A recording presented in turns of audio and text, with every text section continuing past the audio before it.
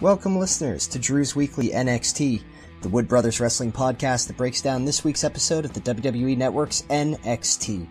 It's May 16th, 2018, and we've got Dream vs. Ricochet.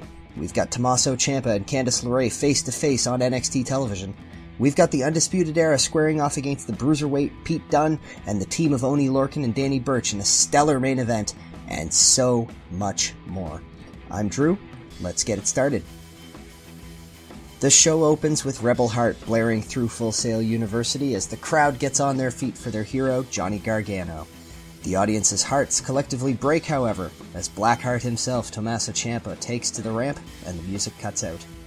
Ciampa taunts the crowd, touting a lost battle but an ultimately won war. Candace LeRae's music hits and she enters the NXT arena. We get a nice back and forth between the two in the NXT ring. Candace and Ciampa exchange words before Mrs. Wrestling hauls back and connects hard with a palm strike to the side of Ciampa's head. The Sicilian psychopath slinks out of the ring to a chorus of boos to end the segment. Ciampa's evil genius is on full display in the build on this feud, and if they keep giving me this Ciampa-Gargano's angle for months, I will absolutely keep watching. We move on to in-ring action on a night with 4 scheduled matches, and we see Brandi Lauren making her way to the ring to do battle with the Lady of NXT, Lacey Evans. Evans enters to some new music and is all business as she climbs into the ring. We see a much more aggressive Evans than we've seen in recent weeks, showcasing her incredibly hard-hitting moveset in this absolute crusher of a match. Wrapping it up with a second rope moonsault into a stiff right hand that she has dubbed the woman's right for the 3 count. It almost seems like we're in the midst of a small repackage on the Lady of NXT, and I'm definitely looking forward to seeing just how dark she can take this new spin on her character as she enters into this feud with the world's most adorable pirate, Kairi Sane. As we leave Full Sail to a pre-recorded segment, we once again see that poor Dakota Kai is surrounded by reporters and being asked questions that generally seem to make her uncomfortable. This time, though, instead of backing down from a question about Shayna Baszler, Kai is instead asked by a reporter about Nikki Cross's strange behavior on the show last week, and while Kai had no answer, Cross herself decided to show up, complete with camera and microphone, to ask Kai a question of her own. When are you gonna fight Shayna? Cross coming in to help Dakota Kai turn her fear into opportunity is an interesting storyline that I certainly hadn't been anticipating 2 weeks ago. Whether this turns into a title shot for either the leader of Team Kick or the Scottish Brawler remains to be seen, but I think it's safe to say that it's a pairing that none of us would have seen happening a few weeks back. After an intensely entertaining back-and-forth promo last week on the show, Ricochet and the Velveteen Dream were all set to square off in one-on-one competition. If you missed the show last week, you missed not only Dream and Ricochet engaging in some incredibly flirtatious trash talk, but also both men stating their intentions to fight for Aleister Black's NXT Championship.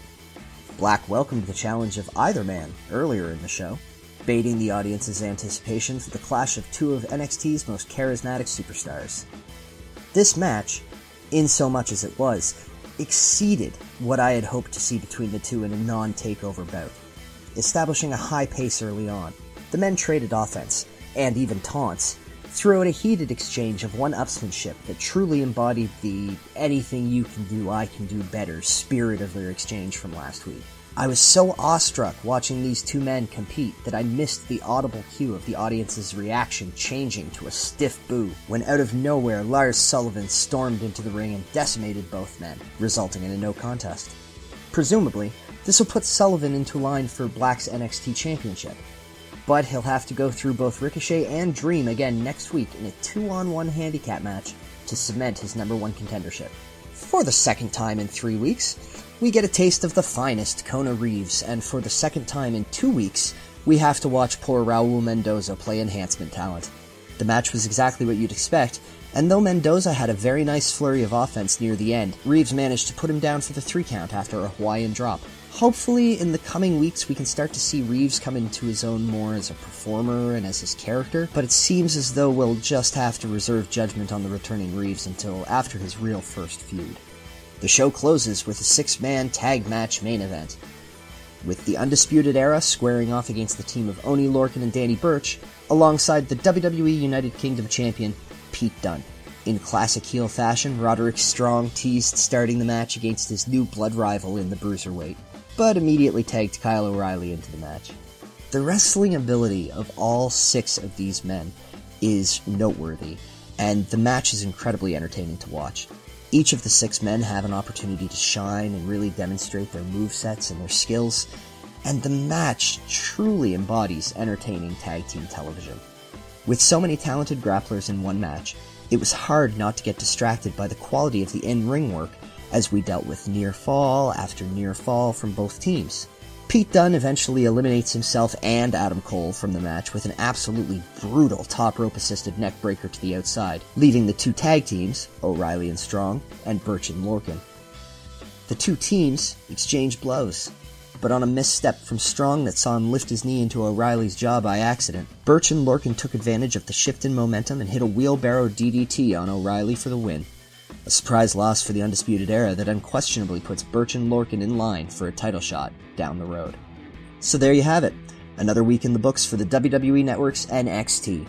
A good week for Lars Sullivan, a bad week for the Undisputed Era, and Nikki Cross might be seeking her press credentials after that skillful interview. Join me next week when we take a look at Lars Sullivan against the unlikely team of Velveteen Dream and Ricochet, and so much more.